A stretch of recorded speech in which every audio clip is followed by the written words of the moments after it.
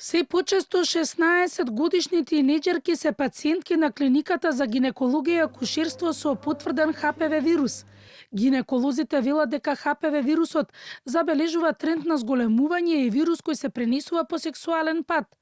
Единствен начин за превенција е вакцина против ХПВ, заштитен сексуален однос и редовни прегледи. Го добиваме од анамнестичките податоци кај пациентите кои што имаат млади, високоризични, посебно 16-18 кои што биле уште во двевалентната вакцина, секогаш овие кои што доаѓаат, кои што се со позитивни, она што имаат преинвазивни, па дури рана возраст цервикален карцином, затоа што во 2017 и 20 18 годишни девојчиња беа детектирани, сите тие се невакцинирани.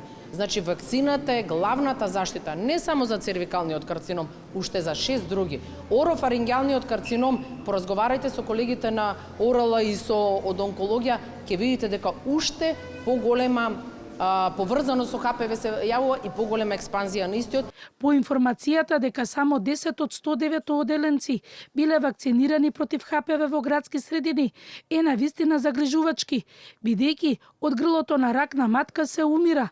Гинеколозите објаснуваат дека родителите не треба да се информираат за оваа вакцина од социјалните мрежи. Она што го направивме е дека од минатата година и девојчињата и момчињата се влезени во бесплатниот вакцинален календар и проширена е онаа кетчап период што зборуваме, ако порано само од 12 до 14 години беа бесплатни, сега сите момчиња и девојчиња кои што се на возраст од 12 до 19 години може слободно да се вакцинираат. Најнизок упфат со ХПВ вакцинација во општините Аеродром, Карпош и Центар, каде процентот стигнува и до 30%.